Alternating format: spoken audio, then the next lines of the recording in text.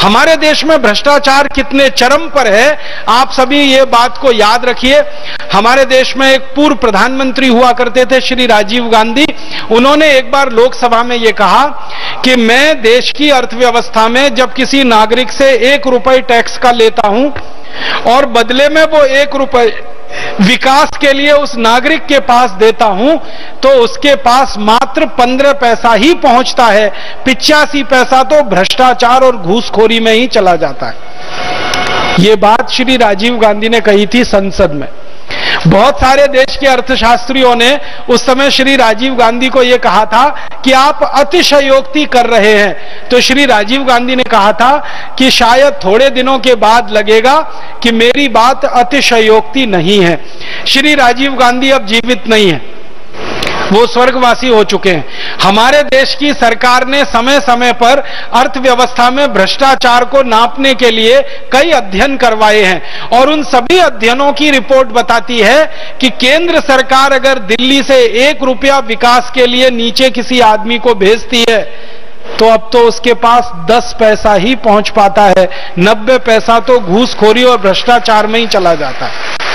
अब आप सोचिए कि जब देश के विकास के लिए 1 रुपया सरकार के द्वारा खर्च किया जाए और उसमें से 90 पैसा भ्रष्टाचार में चला जाए, घूसखोरी में चला जाए, इसका मतलब क्या हुआ कि विकास के लिए खर्च होने वाले धन का 90% लूटमारी में जा रहा है।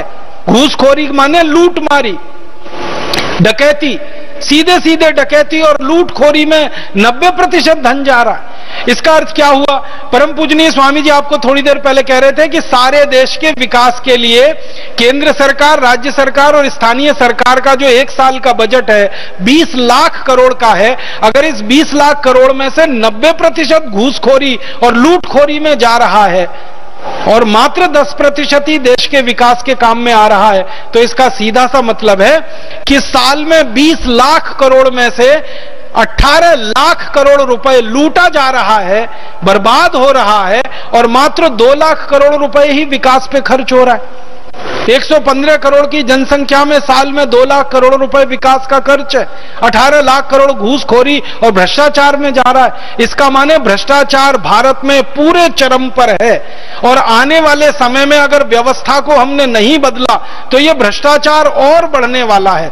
इसी भ्रष्टाचार का दुष्परिणाम है कि भारत के नेताओं ने पिछले 63 साल में देश के लोगों के खून पसीने की कमाई के पैसे में से 100 लाख करोड़ रुपए से ज्यादा लूटकर विदेशी बैंकों में, स्विट्जरलैंड की बैंकों में जमा कर रखा है। इसका माने भारत में भ्रष्टाचार अपने चरम पर है।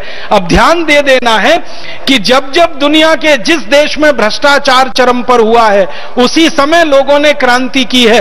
तो आज भारत में भ्रष्टाचार पूरे चरम पर है, इसलिए मुझे पूरा विश्वास है कि भारत में भी क्रांति अब होगी और व्यवस्था परिवर्तन होगा।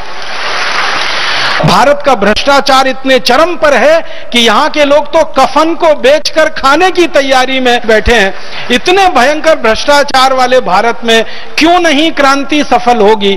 मुझे तो लगता है कि जरूर सफल होगी। इसलिए भारत स्वाभिमान के अभियान का मूल जो उद्देश्य है और मूल सिद्धांत है, भ्रष्टाचार की समाप्ति हमारा उद्देश्य है, सिद्धांत स्वदेशी और भारतीयता का है। मुझे लगता है कि जरूर यहां भी क्रांति सफल होगी। और एक बात मुझे जो ध्यान में आपके लानी है वो ये कि दुनिया के जिन देशों में भी क्रांतियां हुई हैं वो क्रांतियों के लिए भूमि बनी है जब वहां गरीबी बहुत बड़ी हो, भूखमरी बहुत बड़ी हो, बेरोजगारी बहुत बड़ी हो, महंगाई बहुत बड़ी हो। भारत में भी आप देखो गरीबी कितनी भयंकर है। 115 करोड़ भारतवासियों में 84 करोड़ भारतवासी इतने गरीब हों कि दिन में 20 रुपए भी खर्च करने के लिए उनके पास ना हो। हमारी 77% जनसंख्या भयंकर गरीबी में रह रही हो, और क्या गरीबी होगी।